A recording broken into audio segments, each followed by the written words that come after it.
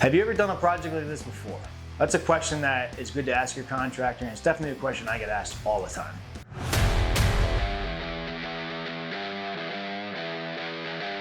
If you're asking your contractor and they're very unsure about whether or not they can do that project, or if you have any hesitations, just dive a little deeper and ask them a few questions.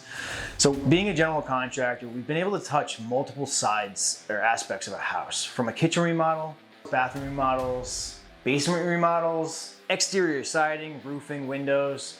We're even doing additions.